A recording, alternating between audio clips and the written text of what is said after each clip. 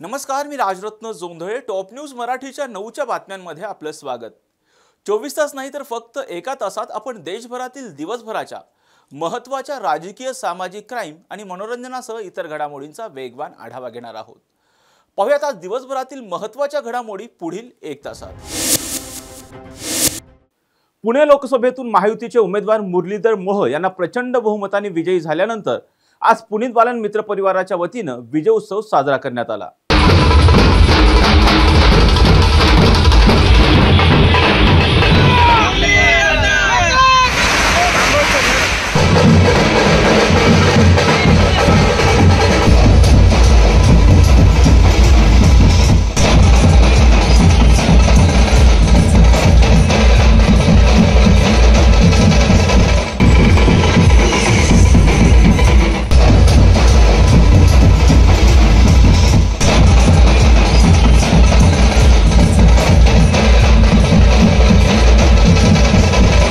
युवा उद्योजक पुनीत बालन मित्र परिवाराच्या पुढाकारानं पुण्यातील सर्व गणेशोत्सव मंडळ, नवरात्र उत्सव मंडळ, ढोल ताशा मंडळाचा शुभारंभ लॉन्स या ठिकाणी जाहीर मेळावा घेण्यात आला होता. या मेळाव्यात मुरलीधर मोहोळ यांना जाहीर पाठिंबा देखील देण्यात आला होता. नुकत्याच पार पडलेल्या मतमोजणीत मुरलीधर मोहोळ यांचा प्रचंड मताधिक्याने विजय झाल्यानंतर आज पुनीत बालन मित्र परिवाराच्या वतीनं पुण्याचं ग्रामदैवत कसबा गणपती समोर भव्य विजयोत्सव साजरा करण्यात आला.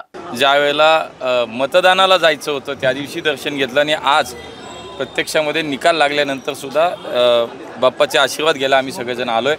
कारण आजपासून नव्यानं काम सुरू, एक वेगळी जबाबदारी आज आपल्याकडे या निमित्तानं पुणेकरांची सेवा करण्यासाठी म्हणून एक नवीन जबाबदारी आणि नवीन प्रवास सुरू होते.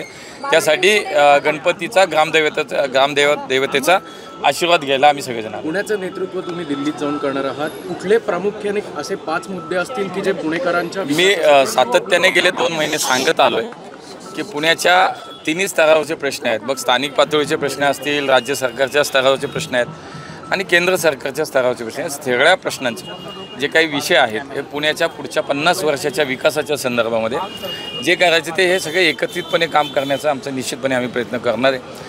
एकतर केंद्र सरकार म्हणून पुण्यासाठीचे अनेक विषय आमच्या डोक्यात आहेत. एक तर मेट्रोच्या मार्गांचं विस्तारीकरण करणं असेल, या ठिकाणी पुणे एअरपोर्टचं एक्सपान्शन असेल, पुण्यात आंतरराष्ट्रीय विमानतळाचं लवकरात लवकर काम सुरू होणं यासाठी पाठपुरावा असेल, दोन्ही कॅन्टोन्मेंट बोर्ड जे आहेत आमचे, खडकी आहे, पुणे कॅन्टोन्मेंट, यांचं विलिनीकरणाचा विषय असेल, तिथल्या नागरी सुविधांचा विचार करता अशा अनेक विषय आहेत पुढच्या काळामध्ये जे मला असं वाटतं केंद्र स्तरावरचे आहेत. राज्य आणि स्थानिक पातळीचे अनेक विषय आहेत, त्यासाठी सुद्धा एकत्रितपणे नक्की काम. अण्णा, तुम्ही आणि धीरजजी काही दिवसांपूर्वी तुमचं एक शिष्टमंडळ पालिका आयुक्तांना भेटलं होतं की पावसाच्या समस्येबद्दल.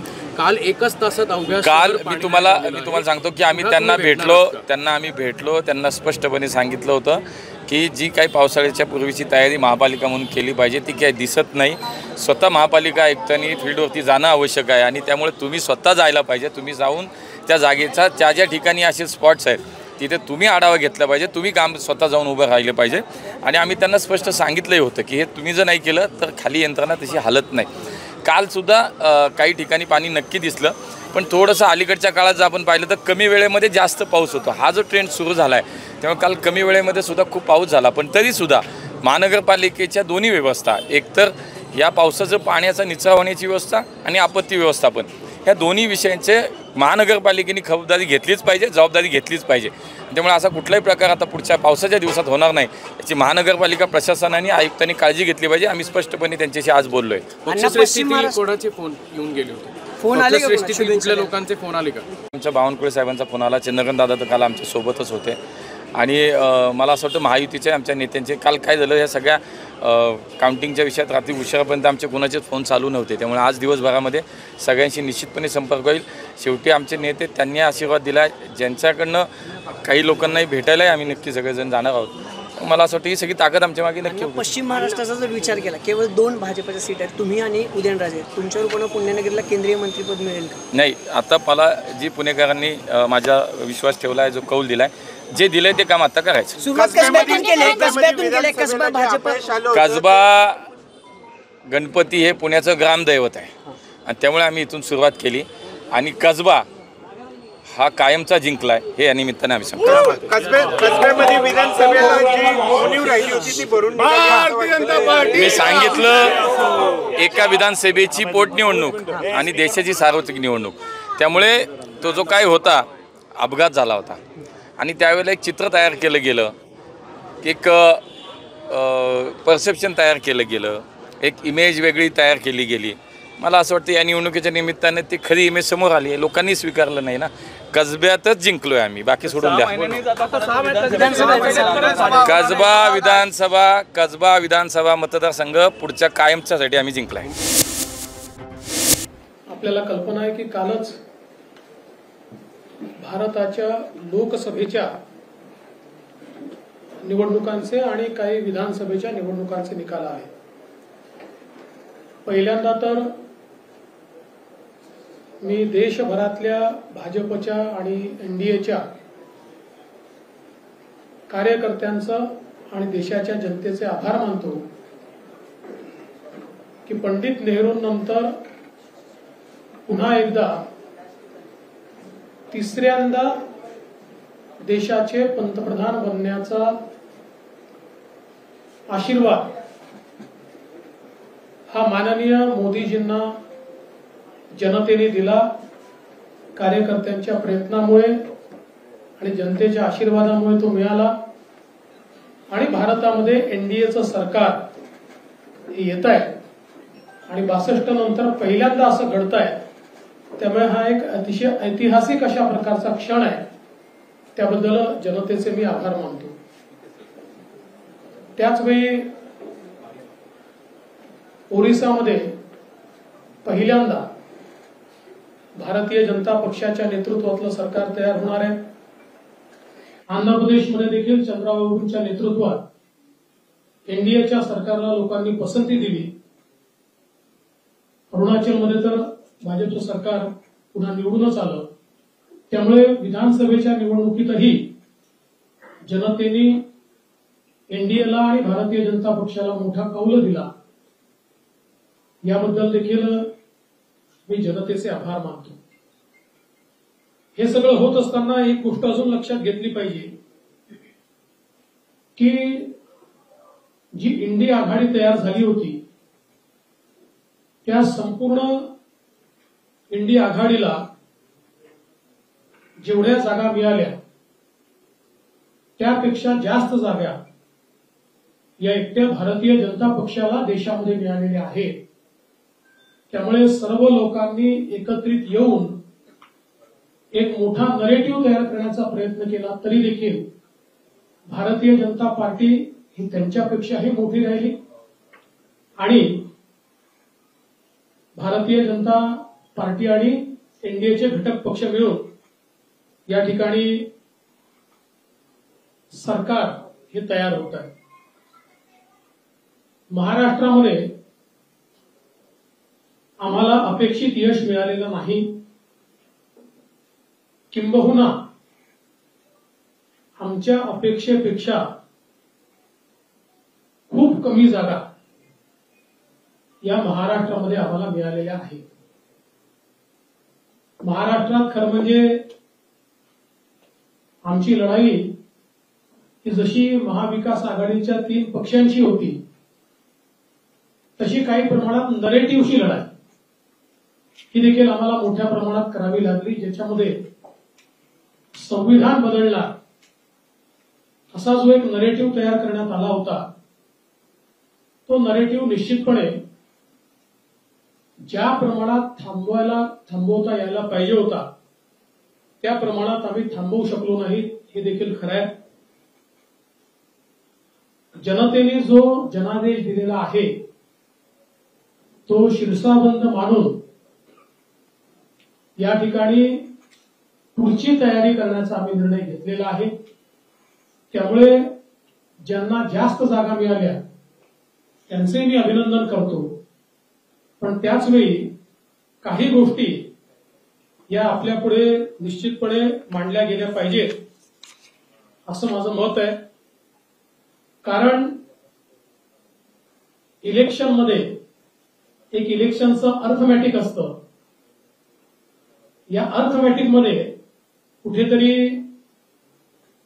आम्ही पराजित झालो असं माझं मत आहे. अर्थात याच्या बऱ्याच मीमांसा असू शकतात, त्या पुढे आम्ही करू. पण आपण जर बघितलं तर एकूण महाराष्ट्रामध्ये महाविकास आघाडीला ज्यांना जवळपास 30 जागा मिळाल्या त्यांना मिळालेलं मतदान आहे 43.91% आणि आम्हाला मिळालेलं मतदान आहे 43.60%. म्हणजे अर्धा टक्क्यापेक्षा देखील कमी फरकाने त्या ठिकाणी आम्ही नंबर जो आपल्याला पाहायला मिळतोय तो 17 आणि 30 आहे.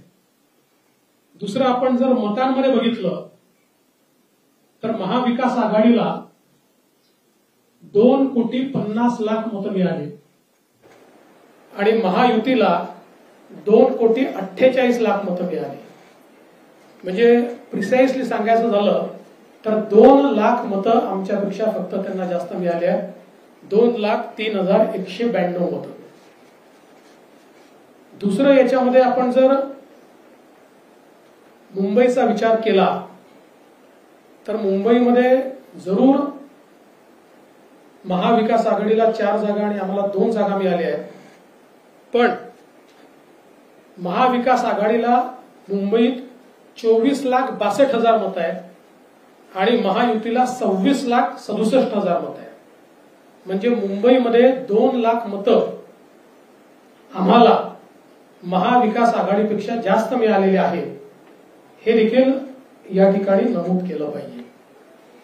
आता हे सगळं होत असताना साधारणपणे मी अरिथमेटिक का म्हटलं तर भारतीय जनता पक्षाचा विचार केला तर आमच्या 8 जागा अशा आहेत की ज्या 4% जास्त कमी फरकाने 4% कमी फरकाने ज्या जागा हरलो.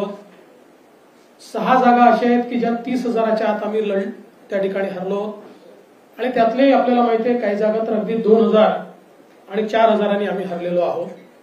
याचा अर्थ ही निवडणूक घासून झाली आणि त्याच्यामध्ये कुठेतरी अगदी फ्रॅक्शन्स ची कमतरता आल्यामुळे आमच्या जागांमध्ये मोठ्या प्रमाणात त्या ठिकाणी कमतरता आली.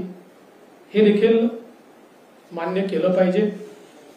अगदी आपण मागील वेळेचा जरी विचार केला तर 2019 साली भारतीय जनता पक्षाला 27.84% एवढी मतं होती. चष्मा घालून घेतो. 27.84 आणि त्याच्यावर आम्हाला 23 जागा होत्या. यावेळी आम्हाला 26.17 म्हणजे 1.5% कमी आमची मतं कमी झाली आहेत. 1.5% कमी आहे. आमच्या जागा या 9 वर आलेल्या आहेत. काँग्रेसला 16.41 मतं होती. 1 जागा होती त्यांची. 16.41 वरून आता त्यांची मतं झाली 17% आणि त्यांच्या जागा झाल्या 13. त्यामुळे भारतीय जनता पार्टी किंवा एनडीए यांना महाराष्ट्रामध्ये लोकांनी नाकारलं अशी परिस्थिती नाही. समसमान मतं दिली आहेत पण अपेक्षेपेक्षा कमी दिली आहेत. मागील वेळेच्या 2019 पेक्षा अगदी फ्रॅक्शननी कमी दिलेले आहे आणि त्याचवेळी इतर सगळे मतं कन्सॉलिडेट होऊन त्यांच्या कन्सॉलिडेशन मध्ये काही नरेटिव्ह हे जे त्यांच्या बाजूने गेले त्या नरेटिव्हचा निश्चितपणे त्यांना एक स्वीपिंग फायदा झाला आणि त्यामुळे आम्ही या निवडणुकीमध्ये निवडून येऊ शकलेलो नाही. आज आम्ही बसून या संपूर्ण निवडणुकीचा आढावा घेतलाय. काही लोकांनी आम्हाला कळवलं होतं. कालच अध्यक्षांनी खरं म्हणजे घोषित केलं होतं की आज ही बैठक घ्यायची आहे. त्यामुळे अनेक लोक म्हणाले आम्ही एवढ्या वेळेवर येऊ शकणार नाहीत. काही ठिकाणी काउंटिंगच्या नंतर उशिरापर्यंत 12 वाजेपर्यंत काउंटिंग चाललं किंवा वेगवेगळ्या प्रकारच्या त्या ठिकाणी अडचणी होत्या. त्यामुळे अजून एक बैठक या संदर्भातली सविस्तर दिवसभराची अशी आम्ही येत्या काळामध्ये घेणार आहोत. कोणते मुद्दे प्रामुख्याने होते त्याचा आम्ही ज्यावेळेस विचार केला तर काही मुद्दे पॅन महाराष्ट्र आम्हाला लक्षात आले, काही मुद्दे मतदारसंघाच्या लक्षात आले, काही ठिकाणी आमच्या उमेदवारांची 2-2 वेळा 3-3 वेळा निवडून आल्यामुळे काही अँटी इन्कम्बन्सी आमच्या लक्षात आली की जी अँटी इन्कम्बन्सी आम्ही सुरुवातीच्या काळात ओळखू शकलो नव्हतो. विशेषतः काही ठिकाणी शेतकऱ्यांचे जे मुद्दे आहेत, म्हणजे कांद्याचा मुद्दा असेल, याचा निश्चितपणे काही प्रमाणात परिणाम झालेला आहे. त्यासोबत जी काही जागतिक व्यापार पेठेमधल्या अडचणींमुळे सोयाबीन आणि कापूस या दोघांचे भाव मध्यंतरी कोसळल्यानंतर ते थोडे परत वर आले, पण त्याचा एक फटका शेतकऱ्यांना पडला. आम्ही त्याला भावांतर योजना अनाऊन्स केली होती, पण आचारसंहितेचं गणित चुकल्यामुळे आम्ही लोकांना ते पैसे देऊ शकलो नाही. काही प्रमाणात त्याचा रोष देखील आम्हाला निश्चितपणे सहन करावा लागला आहे. संविधान बदलाचा विषय तर निश्चितपणे आहेच.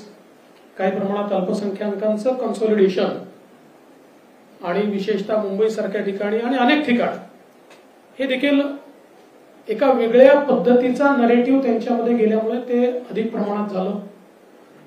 काही भागामध्ये मराठा आरक्षणाच्या मुद्द्यावर ज्या प्रकारे सरकारने आरक्षण दिल्यानंतर देखील त्या ठिकाणी एक नरेटिव्ह तयार करण्यात आला, तो मला असं वाटतं की आम्ही इफेक्टिव्हली उत्तर देऊ शकलो नाही आणि त्याच्यामुळे त्याचा देखील एक फटका हा निश्चितपणे आम्हाला पडला आणि विशेषतः मराठवाड्यामध्ये हा फटका आम्हाला त्या ठिकाणी निश्चितपणे पडला. पण त्याहीपेक्षा मला असं वाटतं की मराठवाड्यामध्ये म्हणजे त्याच्यासोबतच फार जास्त पोलराइज्ड अशा प्रकारची निवडणूक ही मराठवाड्यामध्ये तयार झाली आणि त्याच्यामुळे त्याच्याही काही अडचणी या आमच्या लक्षात आलेल्या आहेत. त्याची काय सुधारणा केली पाहिजे ती निश्चितपणे आम्ही करू आणि इफेक्टिव्हली जे काही काम आपण केलेलं आहे त्या संदर्भात लोकांपर्यंत पोहोचवण्याचा प्रयत्न आम्ही करू. आमची ही बैठक झाल्यानंतर लवकरच आम्ही माननीय मुख्यमंत्री महोदय आणि अजितदादा पवार यांच्यासोबतही एक बैठक घेऊन काही समन्वयाचे विषय या निवडणुकीमध्ये काही मतदारसंघात लक्षात आलेले आहेत, तर त्या विषयांच्या संदर्भात देखील निश्चितपणे त्याच्यावरही विचार करून ते विषय कसे मार्गी लावायचे किंवा तसे विषय येऊ नये याकरता काय प्रयत्न करायचा असाही प्रयत्न हा निश्चितपणे आम्ही करणार आहोत. बाबा माझं होऊ द्या ना, माझं निवेदन संपलं तर हिंदीत ना.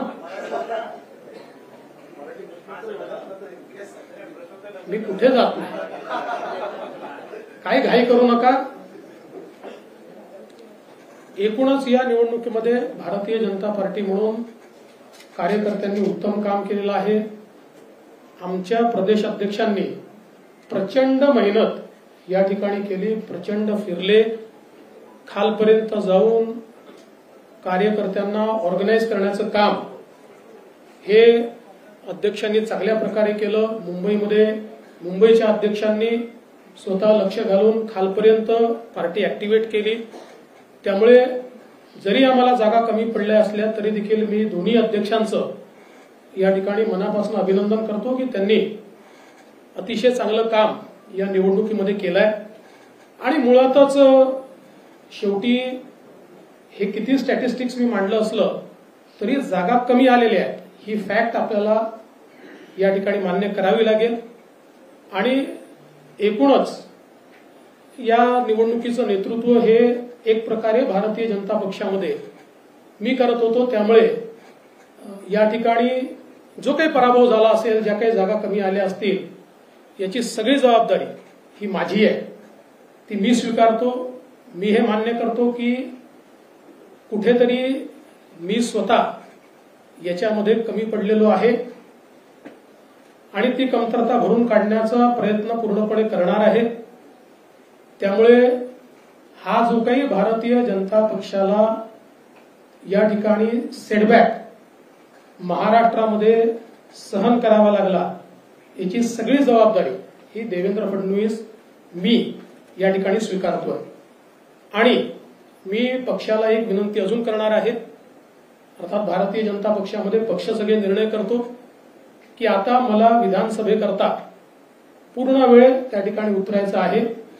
त्याच्यामुळे मी भारतीय जनता पक्षाच्या शीर्षस्थ नेतृत्वाला ही विनंती करणार आहे की त्यांनी मला सरकारमधनं मोकळं करावं आणि पक्षामध्ये पूर्ण वेळ काम करण्याची त्यांनी संधी द्यावी, जेणेकरून ज्या काही कमतरता राहिल्या आहेत त्या कमतरता पूर्ण करण्याच्या दृष्टीने मला माझा पूर्ण वेळ देता येईल. अर्थात बाहेर राहिलो तरी सरकारमध्ये जे काही आम्हाला करायचं आहे ते आमची टीम करेल, त्यांच्यासोबत मी असणारच आहे.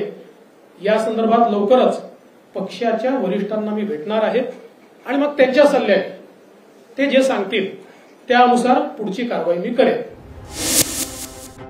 सर, मी संकेत देशपांडे, टॉप न्यूज मराठी चॅनलमध्ये आपलं स्वागत. आज लोकसभा निवडणुकीची मतमोजणी पार पडते. आतापर्यंत 543 पैकी 539 जागांचे कल जे आहेत ते हाती आलेले आहेत. एनडीए 290 जागांवर आपल्याला विजयी आघाडी घेतल्याचं पाहायला मिळते, तर इंडिया आघाडी 225 जागांवर आघाडीवर असल्याचं पाहायला मिळते. इतर पक्ष जे आहेत ते 24 जागांवर आघाडीवर असल्याचं पाहायला मिळते. भाजपनं जो 400 पारचा नारा दिला होता, निवडणुकीमध्ये अनेक रंजक अशा घडामोडी घडल्याचं पाहायला मिळालं होतं.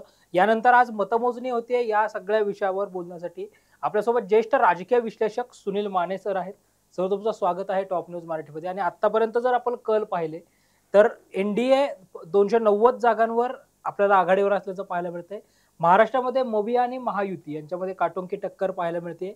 महाविकास आघाडी 26 जागांवर आणि महायुती 20 जागांवर आघाडीवर पाहायला मिळते.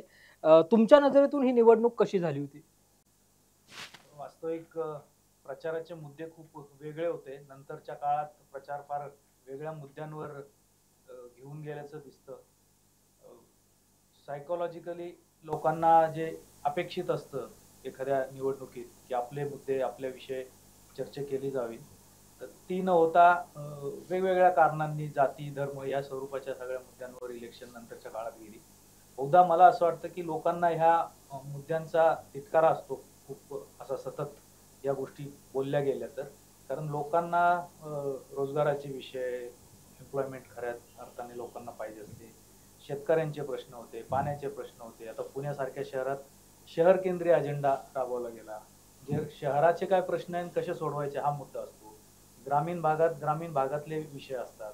म्हणजे नाशिकमध्ये तुम्ही गेला तर कांद्याचा विषय हा सगळ्यात प्राईम फोकसवर असलेला दिंडोरी सारख्या भागात तुम्हाला दिसेल. तर हे जे मुद्दे आहेत ते मला असं वाटतं की विरोधी पक्षांनी म्हणजे काँग्रेस आणि सर्व विरोधी पक्षांनी त्या विषयांना खूप स्पर्श केला. पण भाजप एक सरकार म्हणून, सरकारचा पक्ष म्हणून या गोष्टींना ॲड्रेस करण्यात मला असं वाटतं की फेल गेला. आणि त्याचंच हे चित्र आज आपल्याला दिसतंय.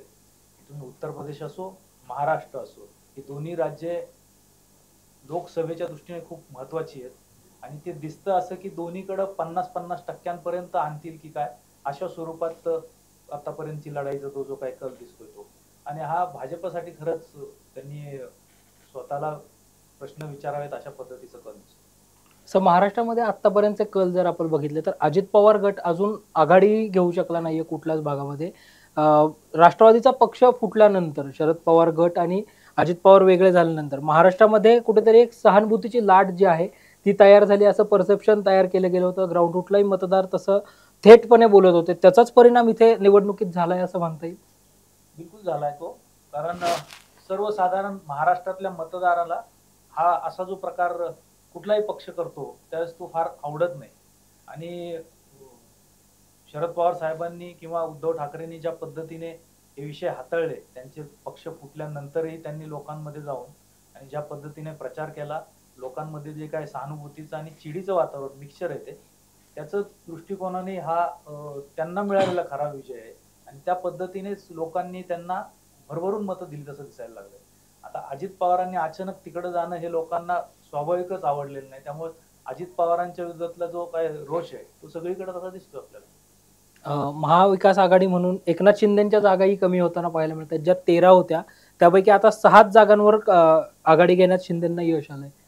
ते अजित पवारांसारखाच पॅटर्न तो दिसतोय. लोकांना नाही आवडलेलं म्हणजे शिवसेना खरी की खोटी ही पंतप्रधानांनी जेव्हा सांगितलं तेव्हा शिवसेनेतला खरा जो खाली काम करणारा जो शिवसैनिक आहे तो मूळचा उद्धव ठाकरेंबरोबर आहे.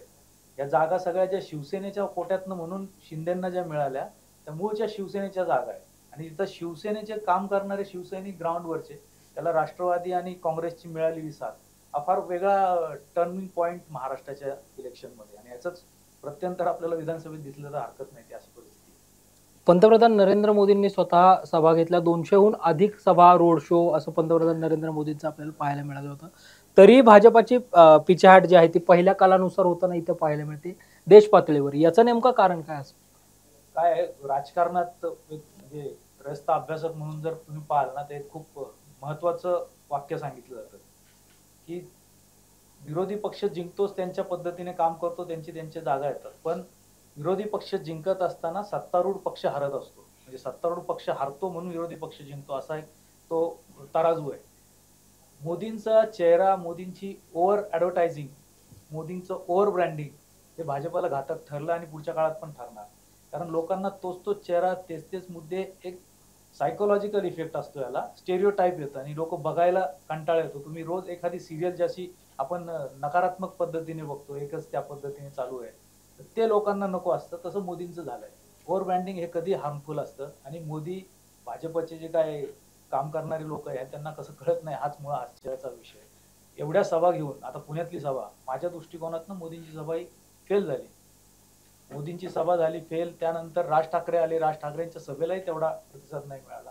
याचं कारण असं आहे की दंगेकरांची सीट ही कट्टुकटला बीजेपीच्या ह्याला आली, जी 3.5 लाखाच्या मार्जिनने जिंकलेली बीजेपीची सीट होती. म्हणजे मोदी येऊनही त्याचा परिणाम तेवढा झाला नाही ना. याचा अर्थ असा आहे की लोकांना ते नाही आवडलेलं. सर, पुण्यामध्ये आता आपण बघितलं पहिल्या कालानुसार, आता तुमच्या बोलण्यातूनही दंगेकर आणि कट टू कट फाईट हा सगळा उल्लेख झाला. पुण्याने ते पाहिलंही निवडणुकीमध्ये की म्हणजे मोहोळांना टफ फाईट म्हणून दंगेकरांचा चेहरा, म्हणजे शेवटी काय म्हणता, पुणेकर निवडून येणार, दंगेकर, असाही एक ट्रेंड जो आहे तो सेट झाला. मात्र आता कुठेतरी मुरलीधर मोहोळच आघाडी घेताना पाहायला मिळतात. आता हे ट्रेंड्स आहेत सध्याच्या ह्याच्यातले. मला असं दिसतंय की आता दुपारी 11-12 पर्यंत जसा सुरू होईल खरा रिझल्टची परिस्थिती सुरू होईल, तर मला असं वाटतं की मला जी काय राजकीय याच्यातली जी काय व्यवस्थेतली माहिती आहे आणि लोकांच्या आपण जे काय पल्स घेतो त्यांची मतं लक्षात घेता, लोकांनी पहिल्यांदा काँग्रेसला ह्या पद्धतीने भरभरून मतं दिले. ही त्यामुळं पुण्याच्या दृष्टीने ही ऐतिहासिक टर्नआउट आहे हा एवढा मोठा, की जे लोकांना, नेत्यांना बाजूला सारून लोकांनी स्वतः जाऊन मतं दिली. हा फार वेगळा मुद्दा आहे आणि तो दंगेकरांना बहुधा तारून येईल. तो आता 12 वाजता आपल्याला लक्षात येईल, 11-12च्या टप्प्यात तो जशा फेऱ्या वाढतील त्या दृष्टिकोनातून आपण मग काय होतं की कुठलं लीड दंगेकर तोडू शकतात, वडगाव शिरी तोडून देऊ शकतं का, कसबा तोडून देऊ शकतं का, शिवाजीनगरमध्ये काय झालंय आणि पर्वतीत काय झालंय, हे खूप महत्त्वाची क्रिटिकल पॉईंट आहे. आणि कॅन्टोन्मेंटमध्ये बीजेपीला मागच्या वेळी पण खूप कमी मतं होती, शिवाजीनगरमध्ये पण लोकसभेला कमी मतं होती. ती तोडून दंगेकर ज्यावेळेस पुढे जातील त्यावेळेस बहुधा मला असं वाटतं की चित्र खूप स्पष्टपणे त्यावेळेस समोर येईल. सर, रायबरेली आणि वायनाड या दोन्ही ठिकाणाहून राहुल गांधींनी आघाडी घेतल्याचं पाहायला मिळतंय. राहुल गांधींनी ज्या 2 यात्रा केल्या, पहिल्या टप्प्यातली भारत जोडो यात्रा आणि दुसऱ्या टप्प्यातली भारत जोडो न्याय यात्रा, याचा कुठेतरी काँग्रेसला किंवा वैयक्तिक राहुल गांधींना फायदा होतोय असं वाटतंय?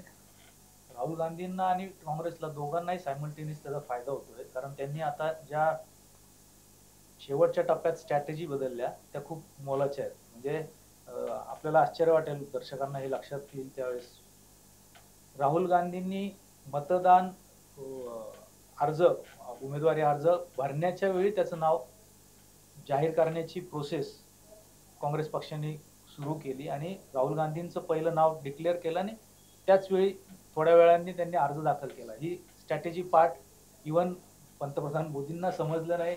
त्यांनी खूप घाईगडबडीत रायबरेलीचा विचारच न करता अमेठीतनं लोकांना तयार करून स्मृती इराणीनं तिथं ठेवलं होतं. पण याचा अर्थ असा आहे की स्ट्रॅटेजीत राहुल गांधी यावेळी त्यांच्या पुढे गेले. त्यामुळे हा जो फायदा आहे, त्यांनी जो काही ज्या पद्धतीने विचार करतायत, आता ज्या पद्धतीने कॅम्पेन राबवत आहेत, सगळी देशभर फिरून जे लोकांपर्यंत जनमत तयार केलं, त्याचा फायदा टप्प्याटप्प्याने त्यांना मिळतो असं दिसतंय. राम मंदिराचा जो मुद्दा आहे, तर राम मंदिराचा मुद्दा जो आहे तो या निवडणुकीमध्ये तितकासा प्रभावी ठरलाय असं वाटतंय? मला वाटत नाही तसा प्रभावी ठरलाय. त्याचं कारण 2 आहे. एक तर राम मंदिराचा मुद्द्यात उत्तर प्रदेश, मध्य प्रदेश, राजस्थान ही मूळ गायपट्ट्यातली सगळी राज्य आहेत, ती जास्त पद्धतीने धार्मिक पद्धतीने हा विषयाकडे पाहतात. पण आता एक्झॅक्ट रिझल्ट लक्षात येईल. पण अयोध्येत स्वतःच मूळ रामाचं मंदिर असलेल्या ठिकाणी समाजवादी पार्टीचं जर कॅन्डिडेट पुढं असेल तर त्यातनं उत्तर तर मिळतं, पहिली गोष्ट. नंतर दुसरी गोष्ट की 40 सीट्स समाजवादी पार्टी आणि काँग्रेस जर उत्तर प्रदेशात जिंकणार असेल तर त्याच्यात धार्मिक, राजकीय सगळ्याच याची गोळाबेरीज करून वेगळं विश्लेषण करायला लागेल. 40 सीट जर बीजेपीच्या हरल्या ही फार मोठी गोष्ट असेल उत्तर प्रदेशात. राम मंदिराचा मुद्दा आहे कुठे, असं त्याच्यात प्रश्न निर्माण होईल ना. सर, महाराष्ट्रामधले जे प्रमुख हाय व्होल्टेज मतदारसंघ होते किंवा त्या लढतीकडे सर्वांचंच लक्ष होतं. असा एक होता सोलापूरचा की जिथं माजी मुख्यमंत्र्यांची मुलगी विरुद्ध ऊसतोड कामगाराचा मुलगा असं परसेप्शन भारतीय जनता पार्टीकडनं तयार केलं गेलं. मात्र आतापर्यंतच्या कालानुसार प्रणिती शिंदेच आपल्याला तिथे आघाडीवर असल्याचं पाहायला मिळतं. मग एवढा सगळा प्रचार करूनही भाजपाच्या उमेदवाराची पिछेहाट का? मला परत तेच वाटतं की काँग्रेसने, राष्ट्रवादी काँग्रेस म्हणजे शरद पवारांनी आणि उद्धव ठाकरे यांनी ज्या पद्धतीने उमेदवारांची सिलेक्शन आणि त्यांचं आधीपासून तयारी सगळ्या ज्या गोष्टी केल्या ना, प्रणिती शिंदे खूप आधीपासून काम करत होत्या, तयारी करत होत्या. सोलापूर सारख्या मतदारसंघात भाजपला कुठला उमेदवार द्यायचा याचा शेवटपर्यंत अंदाज येत नव्हता. अनेक लोकांना विचारणा केली. आता पुण्यातनं मिलिंद कांबळे त्यांचंही नाव पुढे आणलं. अनेक वेगवेगळ्या नेत्यांना पुढं केलं. बाहेरून कोणी येऊ शकेल का, टिकेल का, तर हे शेवटपर्यंत चाचपणी चालू होती. आणि बीजेपी ह्या दृष्टीने उमेदवारांची निवड त्यांना लवकर पाठवून देणं, काम सुरू करणं याच्यात मला असं वाटतं की प्रचंड फेल गेली. फक्त सोलापूरच असं नाही, कोल्हापूरमध्ये महाराजांच्या विरोधात उभा राहायला माणूसच तयार नव्हता कुठे, अशी परिस्थिती होती. जे काँग्रेस बीजेपीतले उमेदवार होते घाटगेंसारखे, त्यांना शोधून आणत होती माणसं, पण ते तयार नव्हते, अशी परिस्थिती आहे. त्यामुळे ह्या पद्धतीने जे काय केले, आता दक्षिण मुंबईचा हे मतदारसंघ, त्यांच्यावर प्रचंड आरोप केले. त्या यामिनी जाधवांना उमेदवारी शेवटच्या वेळी गळ्यात मारायला लागली. तिथं नार्वेकर इच्छुक होते, पण ते उमेदवार म्हणून जिंकूनच येऊ शकत नाही अशी जर रिपोर्ट असतील तर मग उमेदवारच शोधाशोध करस्तोवर बीजेपीला अशी पळापळ करून सातपुतेंसारखा माणूस उभा करायला लागला. त्यामुळे तो थ्रस्ट नाही येऊ शकत, लोकांना कनेक्ट होऊ शकत नाही. आणि शिंदे साहेबांचं काम तसं खूप जुना सिनियर काँग्रेस लीडर, प्रणिती शिंदे इतकी वर्ष आमदार काम केलेलं माहिती आहे ना. सोलापूर हा खूप तसा प्रोग्रेसिव्ह मतदारसंघ आहे. देशाचं लक्ष ज्या लढतीकडे लागलं होतं त्या बारामतीतही भाजपाला फारसं यश मिळताना पाहायला मिळत नाही. कारण की A for Amethi, B for बारामतीचा नारा भाजपाकडनं देण्यात आला होता. जसं अमेठीत झालं तेच बारामतीत करू असं भाजपा म्हणत होतं. मात्र आतापर्यंतच्या सगळ्या कालांमध्ये सुप्रिया सुळेंनी आघाडी घेतल्याचं पाहायला मिळतं. सुप्रिया सुळेंची आघाडी ही मला माझ्या दृष्टिकोनातनं ती अपेक्षितच आहे. कारण एक दोन गोष्टी आहेत. एक तर शरद पवारांनी जे पद्धतीने पवारसाहेब काम करतात, इतकी वर्ष तिथं लोकांपर्यंत काम करत त्यांनी सगळं वाढवलंय. सुप्रियाताईंनी पण सगळ्या मतदारसंघात, बाहेरच्या ठिकाणी, दिल्लीत पार्लमेंटमध्ये ते लोकांना विचार करायला लागतो या विषयाचा. आणि जे काय भाजपने पवारांच्या घरातच ही लढत आणून ठेवली ते बारामतीच्या मतदारांना, म्हणजे मी प्रवास केला बराच त्या भागात, आवडलेलं नाही. नंबर 1. नंबर 2, ती अशा पद्धतीने म्हणजे पुण्यात मोदींनी येऊन शरद पवारांविषयी अतिशय अश्लाघ्य शब्दात भटकती आत्मा वगैरे असे स्वरूपाचे शब्द वापरणं, आणखी त्याच्यात हे झालं. चंद्रकांत दादांनी अजित पवारांच्याच घरात जाऊन चुटकी वाजवून शरद पवारांना आम्हाला पाडायचं असं म्हणणं, हे मला वाटतं की बारामतीच्या लोकांना अजिबात आवडलेलं नाही, रुचलं नाही. त्यामुळे झाडून जी माणसांना इंटरेस्ट नाही त्या पण माणसांनी इंटरेस्ट घेऊन पवार साहेब आणि सुप्रिया सुळे यांना मतं देण्यासाठी जेवढं काय करता येईल तेवढं केलं, असं ग्राउंडवर तरी दिसलं. त्यामुळे ही आघाडी स्वाभाविक आहे. आणि ती अजित पवारांच्या घरातनं त्यांच्या पत्नी आल्या म्हणून ते काय बदललं असं दिसत नाही. एनडीए 191 जागांवर जरी आघाडीवर असते आत्ता, तरी पण पंतप्रधान नरेंद्र मोदी हे वाराणसीमधनं पिछाडीवर आहेत. तिथं उत्तर प्रदेश काँग्रेसचे जे प्रदेशाध्यक्ष आहेत अजय राय, त्यांना तिथं काँग्रेसने उमेदवारी दिली. ते सध्या आघाडी घेताना पाहायला मिळत आहेत. मोदी पिछाडीवर असण्यामागचं कारण तोच परत मुद्दा आहे की लोकांना तेच तेच पाहून कंटाळा येतो. मोदींचा चेहरा, मोदींची तीच भाषणं, तेच वागणं, ते स्टेरिओटाईप झालंय. मोदी हा एक स्टेरिओटाईप इमेज मध्ये अडकलेला राजकीय नेता म्हणून आता पुढच्या काळात कायमस्वरूपी लक्षात राहील. मी जगातले खूप नेते पाहिले, त्यात असे नेते जे आहेत ना ते खूप त्यांच्यात ग्राउंडवरची गोष्ट असते. मोदी एक फार ग्राउंडच्या वरून त्यांनी ते सगळं जे आपलं इमेज तयार केली. आता ते जिंकूनही येतील, चांगले मतं घेतील हा भाग समजू शकतो, लोक समजतील की बाबा पंतप्रधान आहेत. पण ते पिछाडीवर जाणं, पहिल्या जे काय मतांच्या फेऱ्या झाल्या तेच त्यातनं लोकांनी इंडिकेट केलं की आम्ही तुम्हाला पण पिछाडीवर टाकू शकतो आणि एखाद्या वेळी तर कधीतरी पुढच्या ह्याच्यात तुम्हालाही पराभूत करू शकतो. ही लोकांची शक्ती आहे, संविधानाची ताकद आहे, मतांची ताकद आहे आणि मतदार जे काय ठरवतं ते योग्य ठरवतं ते उत्तर प्रदेश आणि महाराष्ट्राने दाखवून दिलं. लोकसभा निवडणुकीमध्ये विरोधी पक्षांकडून सातत्याने संविधान बदलाच्या चर्चा ज्या आहेत त्या होत होत्या. भाजपा जर पुन्हा बहुमतात सत्तेत आलं तर संविधान बदललं जाईल असं विरोधी पक्ष जो आहे तो आपल्या प्रचार सभांमधून सांगताना पाहायला मिळत होतं. त्याबद्दल काय सांग? संविधान बदल म्हणल्यापेक्षा त्यांनी भाजप सरकारने संविधानात बदल करत करत करत असं करण्यापेक्षा जे संविधानातली प्रावधान आहेत त्यालाच आधीच नेस्तनाबूत करणं किंवा डायल्यूट करणं हे सगळं केलंय. इलेक्शन कमिशन मध्ये जे काय बदल केलेत, संविधानाचा जो न्यूट्रल इलेक्शन कमिशन पाहिजे असा जो काय मुद्दा आहे तो पहिला जसं सुप्रीम कोर्टाच्या सरन्यायाधीशांनी त्या कमिटीत असायला पाहिजे हे संविधानाचं मूळ प्रावधान आहे तिथं बदलतात. तशा अशा अनेक उदाहरणं आहेत, शेकडो उदाहरणं सापडतील पुढच्या ह्याच्यात बारकाईने बघितलं तर की त्यात संविधान डायल्यूट होतंय ऑटोमॅटिक. ऑटोमॅटिक डायल्यूट होतं म्हटल्यावर संविधान पाळायची काही गरज पडत नाही असंच त्याचं चित्र निर्माण होतं. त्यावेळेस ते आपण इलेक्शन कमिशन पासूनच एवढी मोठी इंडिपेंडंट संस्था आहे तिच्यापासून सुरुवात झाल्यावर मग अजून बाकीचे कितीतरी बॅकएंडला लोक आहेत. बीडमध्ये पंकजा मुंडे विरुद्ध बजरंग सोनवणे अशी लढत झाली होती. पहिल्या 2 फेरीपर्यंत पंकजा मुंडे आघाडीवर होत्या, मात्र आता 8,000 मतांनी पंकजा मुंडे पिछाडीवर आहेत. धनंजय मुंडेंना सोबत घेऊनही म्हणजे धनंजय मुंडे सोबत आले, राष्ट्रवादी, भाजपा आणि सगळे पक्ष जे आहेत ते एकत्र येऊन आम्ही मुंडे साहेबांच्या कन्येला लोकसभेत पाठवणार असं सांगितलं गेलं होतं. प्रत्यक्षात मात्र स्थिती आत्ताच्या कालानुसार वेगळी पाहायला मिळते.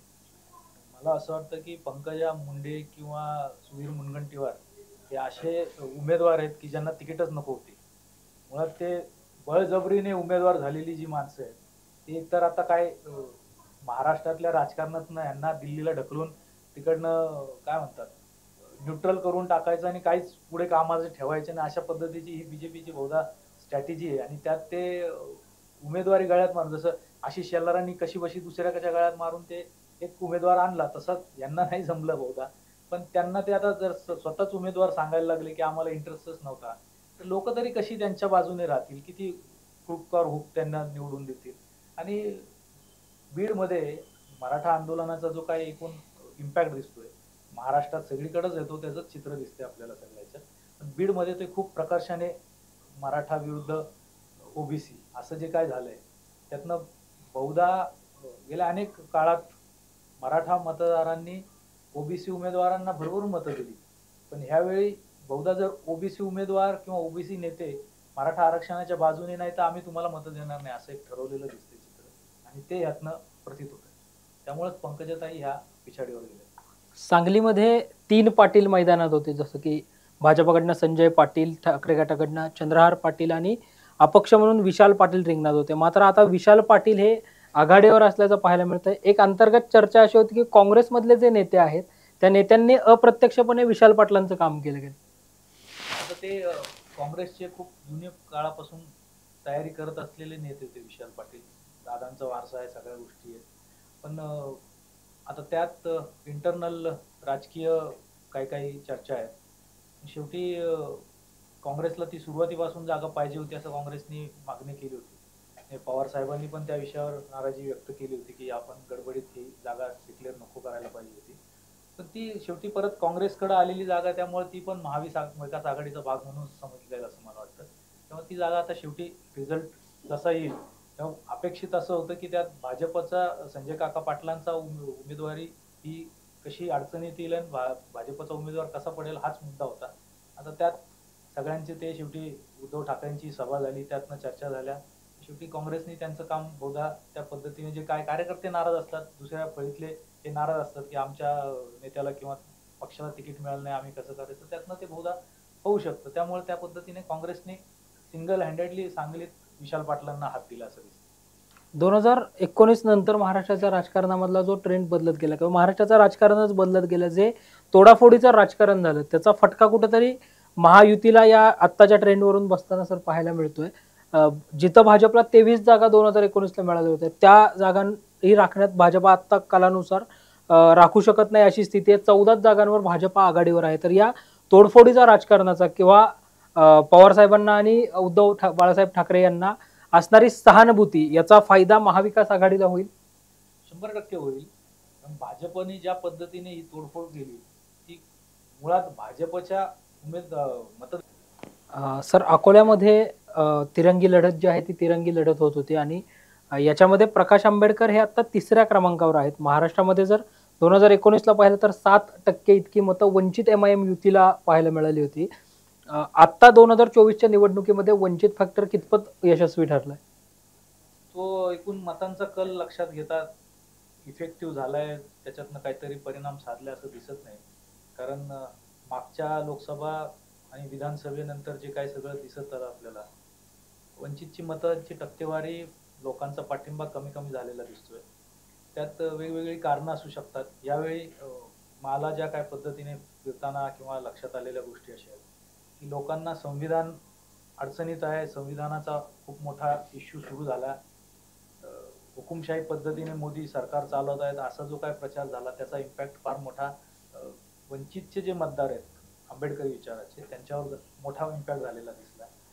त्यांनी असं ठरवलं की यावेळी बाळासाहेब आंबेडकरांनी आम्हाला माफ करावं, पण जे भाजपचे उमेदवार पहिल्या फळीतले आहेत की जे विजयी होऊ शकतात आणि ज्याच्यामुळे भाजप पडू शकतं त्या उमेदवारांना आम्ही मत देणार, वंचितला नाही दिलं तरी चालेल, पुढच्या वेळी आपण चर्चा करू त्या विषयाची, असं म्हणून त्यांनी एक निर्णय घेतलेला दिसतो आणि राज्यभरात तो इम्पॅक्ट दिसतोय. त्यामुळेच जी काय काँग्रेस आणि राष्ट्रवादी शरद पवार साहेबांनी ठाकरे यांचे ज्या काय उमेदवारांना जो दलित मुस्लिम हा जो फॅक्टर मत देत करताना दिसतोय मतदान करताना, त्याचा तो इम्पॅक्ट आहे की वंचितचा डायल्यूट झालाय सगळा सपोर्ट.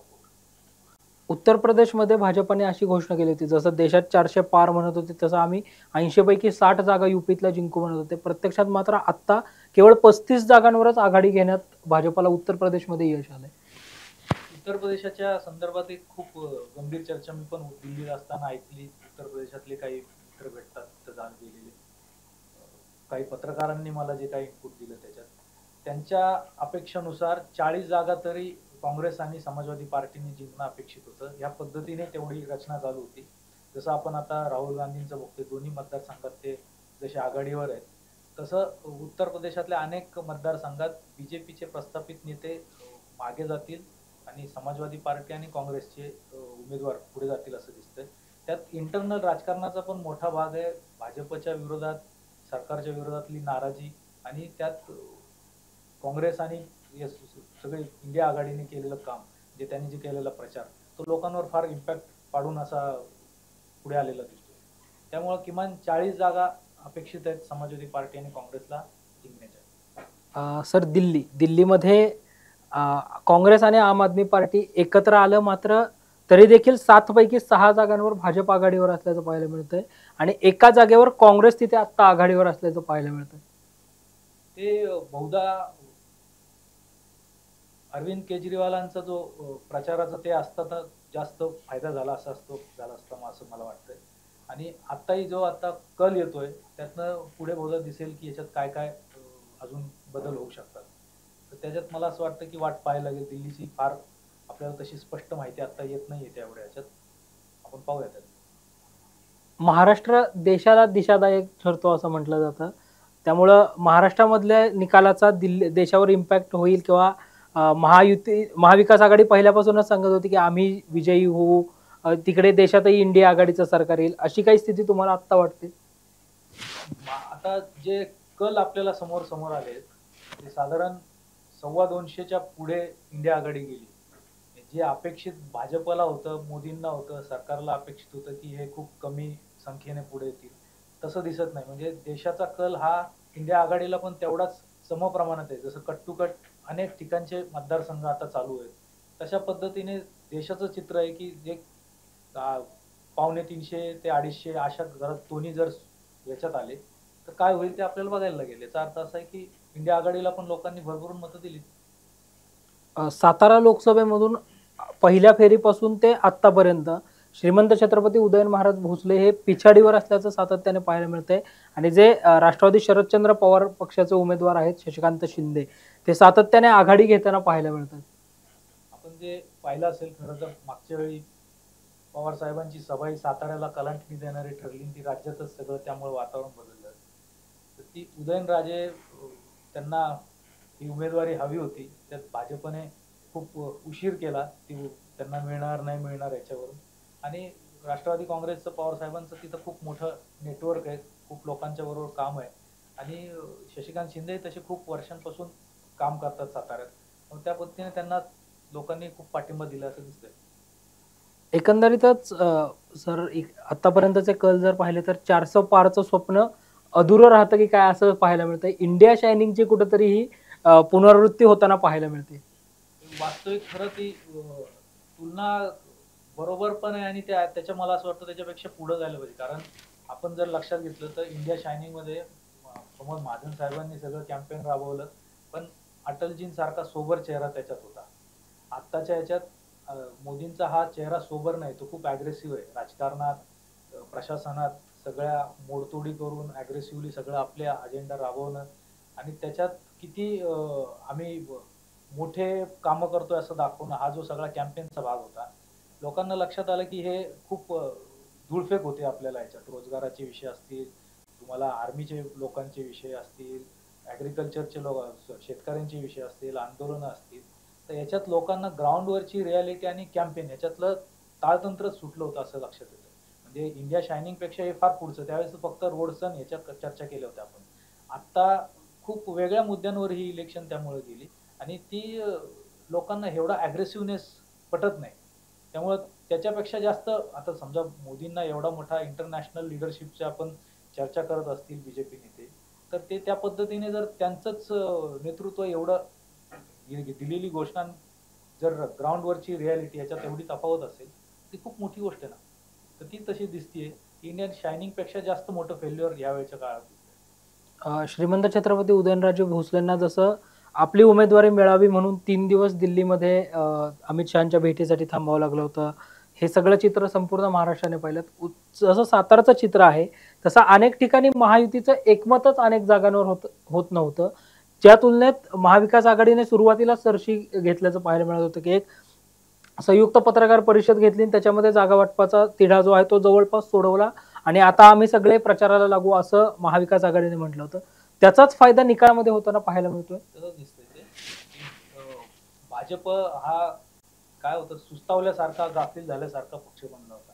एक कंटिन्युअस सत्ता ही कार्यकर्त्यांना नेत्यांना आणि मूळतः पक्ष संघटनेला सुस्तावूनच ठेवते. त्यातही फक्त मोदी ब्रँडवर जर पक्ष चालवायचा असेल तर खाली माणसं किती काम करतील आणि किती, हे कधीतरी एकदा एक पॉईंट येतो सॅच्युरेशनचा आणि तो पॉईंट मला असं वाटतं की भाजपची ती सुरुवात ह्या इलेक्शन पासून झाली. एकंदरीतच सर आत्ताचे कल पाहता तुमचा अंदाज काय राहील, कोण किती जागांपर्यंत जाऊ शकतो? वास्तविक जो आधीचा अंदाज होता तो 32 ते 34 महाराष्ट्रात नवी आघाडीला मिळतील असा अंदाज होता आणि मग त्यात उरलेल्या जागा भाजप त्यानंतर दुसऱ्या क्रमांकाचा मोठा पक्ष म्हणजे पक्ष तो पहिला नंबरचा, पण जागा त्यांच्या जास्त जगण्याच्या. तर ते तसं दिसतंय महाराष्ट्रातलं चित्र तरी. एकंदरीतच सर देशामध्ये आता इंडिया की NDA या प्रश्नाचं उत्तर आपल्याला अवघ्या काही वेळामध्येच मिळताना पाहायला मिळणार आहे. कुठेतरी मराठवाडा विदर्भ या भागामध्ये काँग्रेस किंवा महाविकास आघाडी त्या ठिकाणी सरशी घेताना पाहायला मिळते. जे मातब अगदी रामदास तडस असतील किंवा सुधाकर शृंगारे असतील, हे सगळे उमेदवार जे आहेत ते कुठेतरी पराभवाच्या छायेत किंवा पिछाडीवर आत्ता असल्याचं पाहायला मिळतं. मराठवाडा विदर्भ हा पूर्वापार काँग्रेसचा आणि शिवसेनेचा बालेकिल्ला आहे. मूळ शिवसेना म्हणजे बाळासाहेब ठाकरेंची. उद्धव ठाकरेंच्या बरोबर जे काय भाजपने पक्षाची तोडफोड केली ती त्या ग्राउंडवरच्या शिवसैनिकांना मागाशी सांगितल्याप्रमाणे आवडलेली नाही. काँग्रेसच्या लोकांनी त्यावेळी खूप आता या सगळ्या इलेक्शनच्या माहोलमध्ये मनापासून साथ दिली आणि त्याचा ते इफेक्ट सगळीकडं मराठवाडा आणि विदर्भात दिसतोय. तसाच पश्चिम महाराष्ट्रातही तो दिसतोय. आता फक्त तिथंच न लक्षात घेता इकडचं पण बघायला लागेल. इकडं पण मोठा इफेक्ट त्याच्यामुळे झालाय. तर 2-3 जागा फक्त पश्चिम महाराष्ट्रात जर बीजेपीच्या पुढे असतील एक तर ती नामुष्की आहे बीजेपीला. त्या दृष्टीने सगळ्या लोकांनी असा निर्णय घेतलेला दिसतोय की बीजेपी आणि त्याच्याबरोबर गेलेल्या पक्षांना त्यावेळी कमीत कमी मतदान करायचं आणि तसंच ते रिझल्टमध्ये दिसेल. खूप खूप धन्यवाद सर. एकंदरीतच आतापर्यंतचे कल आपण बघितले तर 288 जागांवर NDA आघाडीवर असल्याचं पाहायला मिळतंय. 230 जागांवर इंडिया आघाडीवर असल्याचं पाहायला मिळतंय. तर 24 जागांवर इतर पक्ष जे आहेत ते आपल्याला आघाडीवर असल्याचं पाहायला मिळतंय. 542 जागांचे कल जे आहेत ते आतापर्यंत आलेले आहेत. 543 जागांसाठी मतदान होतंय. एक जागा जी आहे सुरतची ती भाजपाने या अगोदरच बिनविरोध जिंकल्याचं देखील पाहायला मिळालं होतं. या निवडणूक निकालाचे संपूर्ण अपडेट्स किंवा कल जे आहेत ते आम्ही वेळोवेळी तुमच्यापर्यंत पोहोचवणार आहोत. त्यासाठी पाहत रहा टॉप न्यूज मराठी, आपला महाराष्ट्र आपली बातमी. आणि हो, आता top news Marathi channel Jio टीव्हीच्या OTT प्लॅटफॉर्मवर, तेही 24 तास. प्रतिक्रिया काय नाही, आता जनतेने एवढा विश्वास टाकलाय, सर्वसामान्य लोकांनी खऱ्या अर्थाने विश्वास टाकला, त्यामुळे तो विश्वास सार्थक ठरवण्यासाठी पुढले 5 वर्ष मला त्यांचा एक सेवक म्हणून काम करावं लागणार आहे. आता माझा शेतकरी सुखी झाला पाहिजे, माझ्या बेरोजगारांना रोजगार उपलब्ध झाला पाहिजे, हे तर माझे मुद्दे. पाणी मिळालं पाहिजे, माझ्या मतदारसंघात बऱ्याच ठिकाणी पाण्याची अडचणी. उद्यापासून सुरू करतो बरोबर काम.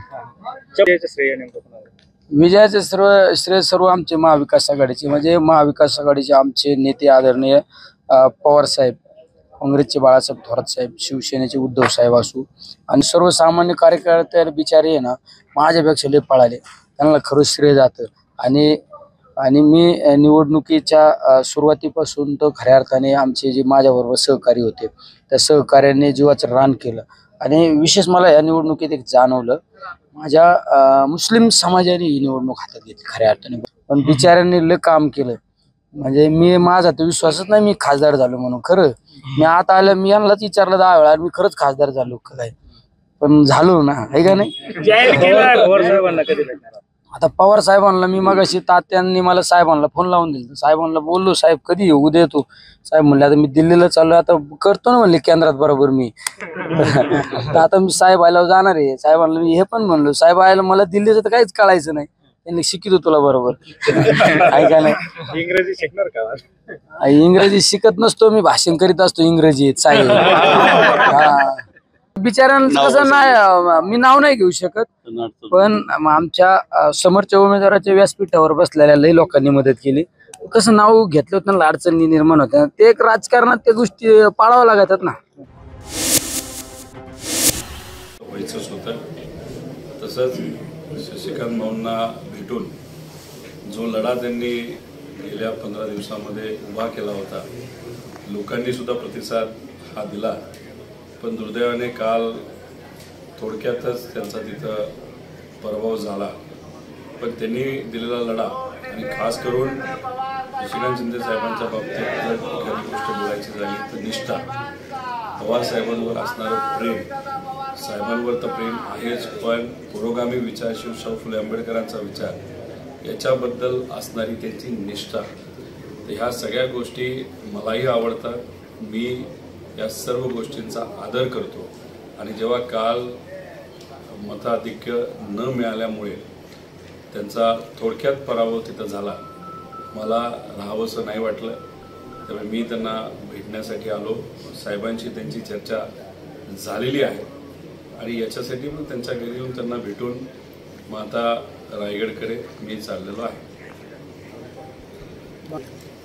काय परिस्थिती, आता गेल्या वेळेस जेवढी लीड होती त्याच्यापेक्षा जास्त लीड ही बारामतीला मिळालेली आहे. त्याचा अर्थ एकच, एखादा व्यक्ती नेता जर म्हणत असेल माझ्याशिवाय लीड मिळूच शकत नाही, तर लोकांनी दाखवून दिलं नेता महत्त्वाचा असतो, पण विचार सुद्धा महत्त्वाचे असतात. आणि लीड मतदार देत असतात, नेता देत नसतो. त्यामुळे सुप्रियाताईंना चांगली लीड काल मिळालेली आपल्या सगळ्यांना बघायला मिळाली. पूर्णपणे क्रेडिट मतदारांचं, महाविकास आघाडीचे पदाधिकारी आणि कार्यकर्त्यांचं, पवारसाहेबांनी केलेलं कार्यच आहे. आणि सुप्रियाताईंनी तिथं ठेवलेला जो संपर्क आहे मतदारांबरोबर, त्याचा तिथं लोकांकडून सपोर्ट मिळालेला आपण सगळ्यांनी बघितला. विधानसभेची निवडणूक काही दिवसांवरच येऊन ठेवली आहे. आता महाविकास आघाडीची किंवा राष्ट्रवादी काँग्रेस, शरदचंद्र पवार साहेब पक्षाची भूमिका काय राहणार आहे? भूमिका तर हीच राहणार आहे की महाविकास आघाडी मिळून आपल्याला येणारं प्रत्येक इलेक्शन तिथं लढायचं आहे. त्यामुळे विधानसभेला हे जे काही नाते महाविकास आघाडीचं जे घट्ट झालेलं आहे ते अजून घट्ट करून विधानसभेला कमीत कमी 200 जाग्यांवर आपले उमेदवार निवडून आले पाहिजे आणि सत्ता ही आपली आली पाहिजे. आणि महाराष्ट्रातल्या जनतेच्या हितासाठी आपल्याला काहीतरी करता यावं सत्तेच्या माध्यमातून, असा आमचा सगळ्यांचा प्रयत्न असणार आहे. त्याच्याचबरोबर खास करून या जिल्ह्यामध्ये एक वेगळं लक्ष देऊन इथले जे आपले सगळे विचाराचे उमेदवार असतील त्यांना सुद्धा ताकद ही आपल्याला द्यावी लागेल आणि निष्ठावंत लोकांना न्याय द्यावा लागेल जेव्हा आपली सत्ता येईल. आणि सत्ता आल्यानंतर या परिसराचा विकास आणि महाराष्ट्राचा विकास नक्कीच होईल असं माझ्यासारख्याला वाटतं.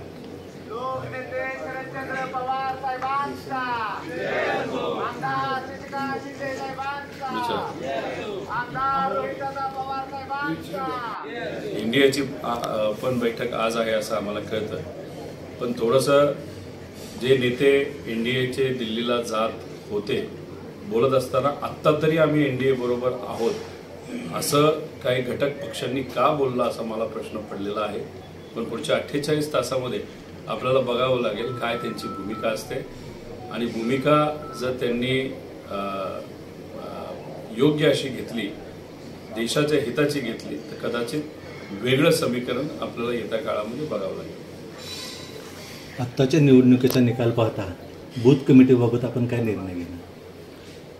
एक तर प्रत्येक जिल्हा, प्रत्येक तालुका इथं पार्टीचे जे सर्व प्रमुख आहेत त्यांनी थोडंसं लक्ष हे आपल्याला द्यावं लागेल. त्याच्याचबरोबर जिथं कुठं आपली संघटना कमी पडली याचा एक खोलात जाऊन अभ्यास करावा लागेल. जे हक्काचे मतदारसंघ होते तिथं आपण कमी का पडलो, का तिथं मतदान आपल्याला मिळालं नाही. त्याच्याचबरोबर तुतारी वाजवणारा माणूस हे आपलं चिन्ह होतं, तर 9व्या नंबरला जे दुसरं चिन्ह होतं ज्याचं कदाचित ट्रम्पेट हे नाव असलं तरी काही लोकांनी वेगळाच प्रचार करून तिथं तुतारी म्हणजे तेच चिन्ह आहे असा एक प्रचार इथं झाला आणि असं आकडेवारीत असं दिसतंय 40-50 हजार मतदान त्या चिन्हाला तिथं झाले. त्याचा अर्थ संघटनेच्या माध्यमातून लोकांपर्यंत आपण आपलं चिन्ह हे घेऊन जाऊ शकलो नाही. लोकांचा पाठिंबा हा तुतारी वाजवणारा माणूस नाही तर शरदचंद्र पवार राष्ट्रवादीला होता, पुरोगामी विचाराला होता, आपले उमेदवार शशिकांत शिंदे साहेबांना होता, पण कुठेतरी संघटना कमी पडली, चिन्ह पोहोचू शकलं नाही. त्यामुळे ज्या चिन्हाला मतदान व्हायला पाहिजे होतं त्या चिन्हाला न होता दुसऱ्याच कुठल्या तरी चिन्हाला झालं जे तुतारीसारखं दिसत होतं असं कुठेतरी आपल्याला जाणवतं. त्यामुळे उमेदवारांनी 15 दिवसात खूप कष्ट घेतले तरी सुद्धा संघटना काही प्रमाणात कमी पडलं असं आपल्याला म्हणावं लागेल. लोकांनी सपोर्ट केला, सहकार्य केलं, त्यांचे मी आभार व्यक्त करतो, पण संघटनेने कुठंतरी अजून जास्त ताकदीने काम करायला पाहिजे होतं अशी जाणीव इथं आल्यानंतर नक्कीच झालेली आहे. चा डाव म्हणतो ज्याच्यामध्ये सिमिलर दिसणारं चिन्ह आपण घेऊन लोक त्याला मतदान करतात, पण असा रडीचा डाव आणि ही रणनीती एकदाच चालू शकते, विधानसभेला ती चालणार नाही. आणि येत्या काळामध्ये विधानसभेमध्ये आपण जर बघितलं तर हा जिल्हा परत एकदा पुरोगामी विचाराच्या पाठीमागे राहील. म्हणजे सर्व आमदार असतील ते आपल्याच विचाराचे असतील, जे महाविकास आघाडीमध्ये सत्तेत येऊन या परिसराचा आणि या राज्याचा नक्कीच विकास करतील असा विश्वास व्यक्त करतो. एकंदरीत पंतप्रधानांची प्रतिष्ठा देखील पणाला लागली होती. नेमकं कशा पद्धतीने सांगाल, विजयाचं श्रेय नेमका कुणाला जातं? बीड जिल्ह्यातल्या माझ्या तमाम मतदारांनी मला जो आशीर्वाद दिलाय या मायबाप जनतेचा मी आभारी आहे. बीड जिल्ह्यातली जनता सत्यवादी आहे आणि हा विजय सत्याचा आहे. बाप्पा, पण तुम्हाला एवढ्या अटीतटीमध्ये हा विजय मिळवावा लागला असं वाटत होतं का की शेवटच्या फेरीमध्ये तुमचा विजय होईल?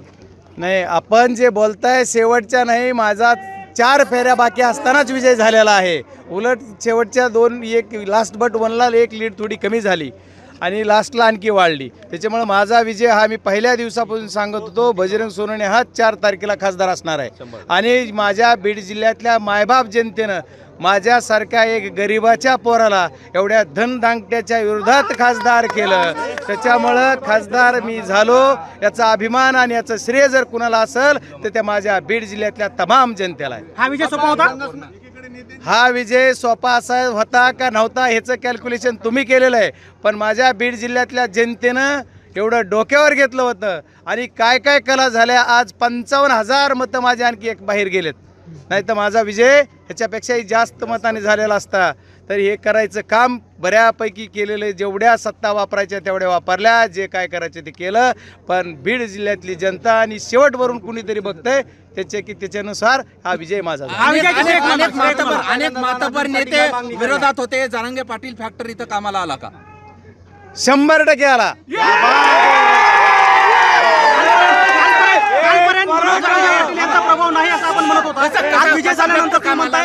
मी असं कधी म्हणलो नाही की जरांगे पाटलांचं मराठा आरक्षणासाठी जी चाललेली चळवळ आहे, या चळवळीचा आम्हाला फायदा होणार आणि मी आरक्षण दिल्लीपर्यंत मांडणार असंच बोललोय. मी असं कधीही बोललो नाही. आजच्या 9च्या बातमीपत्रात इथेच थांबण्याची वेळ झाली. पाहत राहा टॉप न्यूज मराठी. आपला महाराष्ट्र, आपली बातमी.